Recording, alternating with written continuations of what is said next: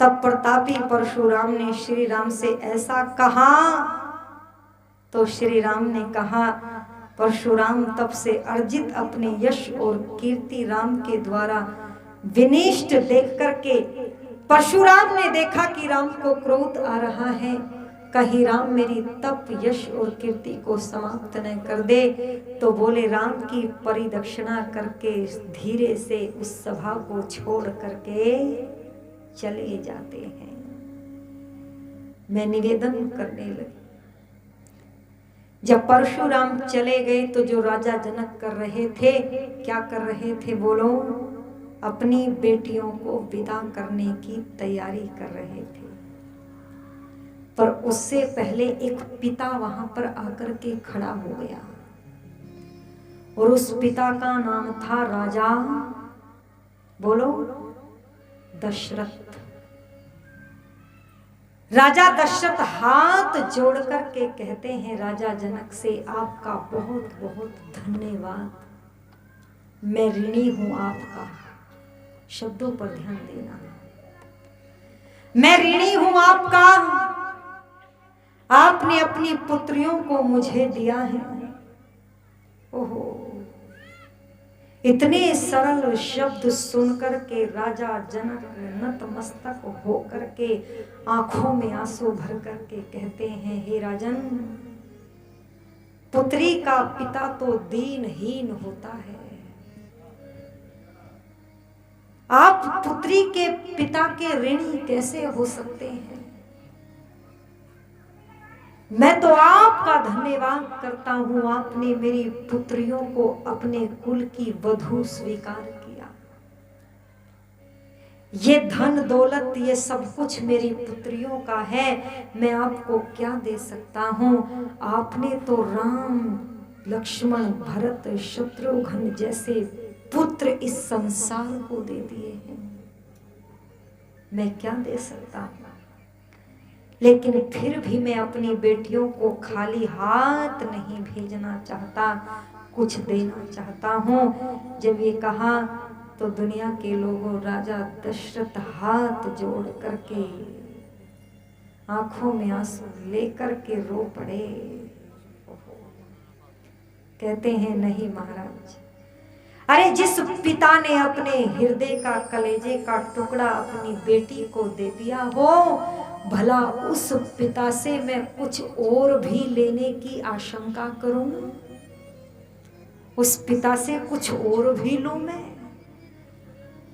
ए राम के मानने वालों, ए रामायण के पाठ करने वालों, ए राम की कथा करने और कराने वालों, क्या जब घर में बहू लाते हो तो राजा दशरथ की तरह दहेज पिता बेटी के पिता को दे करके आते हो? क्या छोड़ करके आते हो? बोलो तो सही, छोड़ करके आते हैं? नहीं। पूजा किसकी करते हैं? बोलो, राम की। और लालच किसके जैसा है? रावण के जैसा। और फिर कहते हैं राम राज्य आता नहीं है। राजा दशरथ कहते हैं, आप पुत्रियों को दे रहे हैं, कलेजे का टुकड़ा दे रहे हैं, और मैं क्या ले सकता हूं? मैं ऋणी हूं आपका, आपने ऐसी संस्कारित पुत्रियां मुझे मेरे बेटों के लिए दे दी, और सौभाग्यशाली हूं मैं। बस इतना कहना चाहूंगी, कथा सुनना कराना तभी सफल होगा, तब राम कथा से एक भी अच्छाई को जीवन में धार करके हम संकल्प लेते हुए चले गए। कभी किसी के बेटे के पिता ने बेटी के पिता को ये शब्द नहीं कहा होगा कि मैं ऋणी हूं आपका। यहाँ तो बेटे का पिता ऐंठ के कहता है, बेटे वाले हैं हम, ऐसा ही कहते हैं ना। पर मैं निवेदन कर दूं, ऐसा पिता नहीं था। राजा जनक के सारे धन को वापस कर दिया, मैं नहीं लेकर के जाऊंगा, मैं नहीं लूंगा। मुझे केवल असली संपत्ति चाहिए।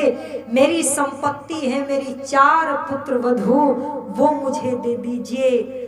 और जब लेकर के विदा होने के लिए चली तो पीछे से सुनैना माँ आई दौड़ करके और कहती है, महाराजा दशरथ, आपने पिता को मना कर दिया पर आप माँ को मना नहीं कर सकते। क्यों? माँ तो पिता से भी छुपा छिपा करके बेटी को देने के लिए इकट्ठा करती है ना माता। पिता को भी नहीं पता। जब देने का नंबर आता है, पिता कहता है, अरे मैं तो कुछ सामान भूल गया, वो तो ला ही नहीं पाया। तो माँ कहती है, चिंता क्यों करते हो, मैंने लेकर के रखा हुआ है। कब लिया था? बोले पता नहीं कब लिया था। ऐसी ही माँ थी सुनैना, आकर के कहती है, राजन आप पिता को मना कर सकते हैं पर माँ को मना नहीं कर सकते, क्योंकि माँ का अधिकार संतान पर पिता से भी अधिक होता है।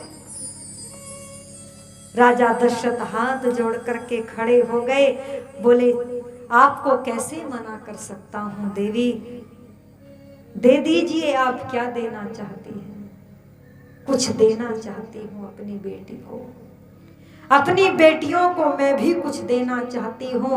वो उपहार जो मैंने अपनी बेटियों के लिए संजो करके रखा है, वो उपहार देना चाहती हूँ। और क्या कह रही है माँ सुनैना, ए मेरी बहनों, तुम भी ऐसा दहेज अपनी बेटी को दिया करो।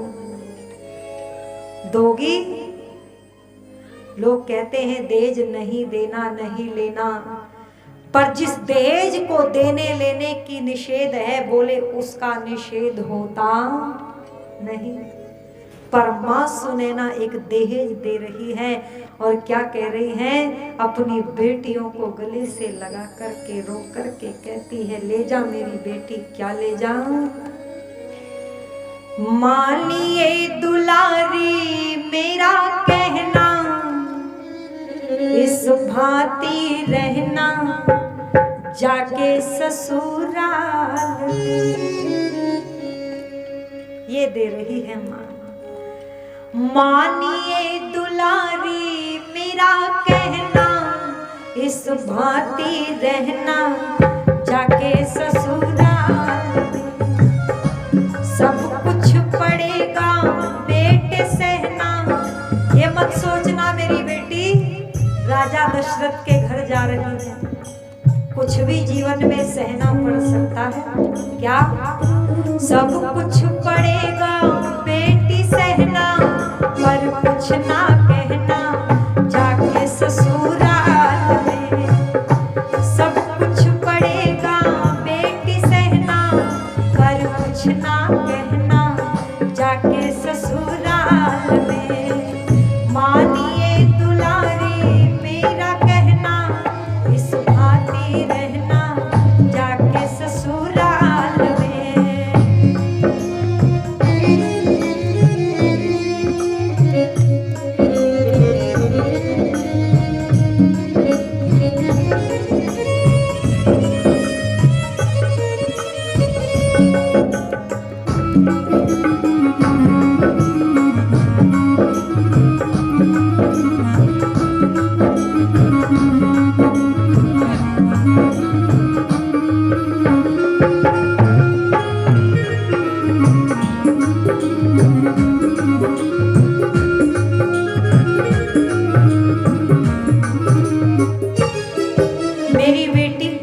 अपनी झोली को फैला, तेरी झोली में कुछ डालना चाहती है। और क्या कह रही है माँ, जाती हुई अपनी बेटी को जरा दे करके तो देखना, तेरी बेटी कभी ससुराल में बोल दे दुखी होने वाली नहीं है। तेरी बेटी का कभी तलाक भी नहीं होगा। तेरी बेटी को कभी ससुराल से कड़वे बोल भी नहीं सुनने को मिलेंगे। और क्या कह रही है, बेटी जाकर के ये मत कहना कि मैं तो ऐसे रहती थी, मैं तो राजा की बेटी थी, मैंने तो कभी फूलों की सेज से नीचे पैर ही नहीं रखा। तेरा जीवन बदलेगा और कैसे क्या कहने लगी।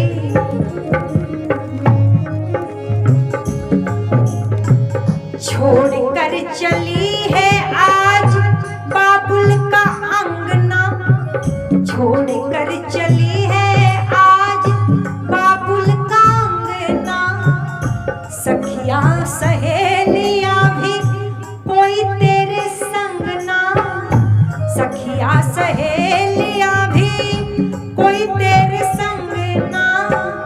अपने घर का मान रखना, आन बान शान रखना, अपने घर का मान रखना, आन बान शान रखना। जिंदगी बिताना स्वाभिमान से, बोलिए मधुर जैसे नैना, इस भांति रहना जाके ससुराल में। बोलिए मधुर जैसे मैना, इस भांति रहना जाके ससुराल में। सब कुछ पड़ेगा बेटी सहना, पर कुछ ना कहना जाके ससुराल में।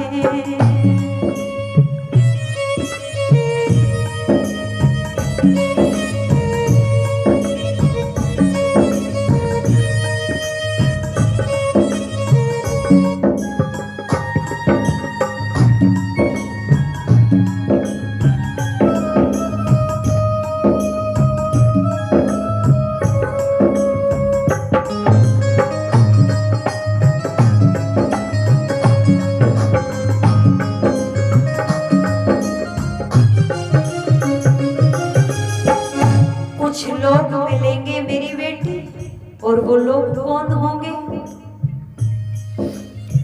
माता के समान अपनी सास झुक जानना, माता के समान अपनी सासू जी को जानना। पिता के बराबर अपने ससुर जी को मानना, पिता के बराबर अपने ससुर जी को मानना। देवरानी से प्यार करना, जेठानी का आदर करना। ये मत सोचना कि बहनें हैं और एक दूसरे का सम्मान ही ना करें। वहां जाकर के रिश्ते बदल जाएंगे। और क्या करना, देवरानी से प्यार करना, जेठानी का आदर करना। प्यारी समझना अपनी जान से, ये ही बनेगी तेरी बहना। इस भांति रहना जाके ससुराल में, ये ही बनेगी तेरी बहना। इस भांति रहना जाके ससुराल में। सब कुछ पड़ेगा बेटी सहना, पर कुछ ना कहना जाके ससुराल में।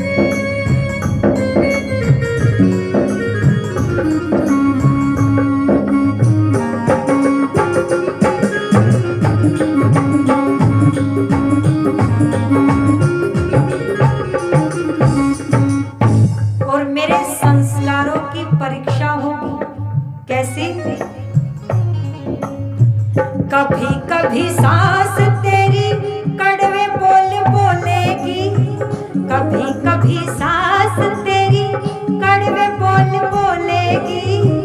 मार मार बोल तेरा हृदय टटोलेगी, मार मार बोल तेरा हृदय टटोलेगी।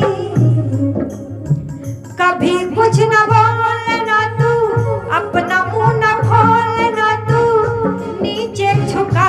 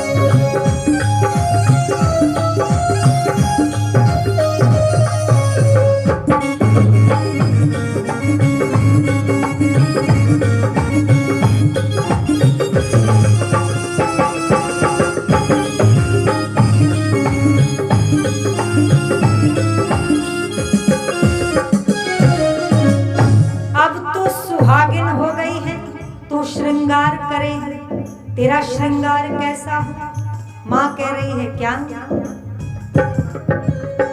कंठ श्री कंठ तेरा कोयल के समान हो, कंठ श्री कंठ तेरा कोयल के समान हो, होठों की लाली तेरी मधुर मुस्कान हो, होठों की लाली तेरी मधुर मुस्कान हो, नेक की नथनिया तेरी भलाई की बिंदिया तेरी, नेक की नथनिया तेरी भलाई की बिंदिया तेरी, चली जा बेटी पहन शान से, लज्जा है बेटी तेरा कहना, इस भांति रहना जाके ससुराल में, सब कुछ पड़ेगा बेटी सहना, और कुछ ना कहना जाके ससुराल में, मानिए दुलारी मेरा कहना, इस भांति रहना जाके ससुराल में, सब कुछ पड़ेगा बेटा सहना, पर कुछ ना कहना जाके ससुराल में, सब कुछ पड़ेगा बेटा सहना, पर कहना जाके ससुराल में, इस भांति रहना जाके ससुराल में। ऐसा दहेज देकर के माँ सुनैना अपनी बेटियों को विदा करती है, ऐसा दहेज हमें भी देना चाहिए। आइए ये यहाँ पर मैं समझती हूँ समय के अंतर्गत रह करके ही बात को समाप्त करें, अभी नहीं उठेंगे, क्योंकि लोग कहते हैं कि यार ये समाजी ये नहीं करते, वो नहीं करते, ऐसा नहीं करते, यही कहते रहते कि वो करते नहीं हैं, पर जो करते हैं उसकी चर्चा वो करते नहीं हैं। तो आइए कहीं आप ये ना कहे कि यार ये समाजी आरती नहीं करते कथा के बाद में, तो एक आरती करते हुए हम इस कथा को यहीं पर संपन्न तो नहीं करेंगे, संपन्न नहीं हुई है अभी, कल को भी अपने संगी साथियों को लेकर के आप आए। इस प्रकार की जो भ्रांतियां आपके मध्यस्थ हैं वो क्यों हैं, उनका निवारण करें। क्या था उनका चरित्र, कैसी थी सीता, कैसी थी माता कैकेयी ने क्यों राम को वन में भिजवाया, इसके पीछे कारण क्या था, ये सब कुछ अगर आप जानना चाहते हैं तो प्रतिदिन आपको यहाँ पर उपस्थित होना पड़ेगा और पूरी कथा को आप यहाँ पर बैठ करके सुने। आइए आरती के माध्यम से फिर इस सभा को संपन्न करेंगे। ये प्रसंग तो संपन्न नहीं होता है, और मिलकर के गाएंगे मेरे साथ। ये वैदिक आरती है।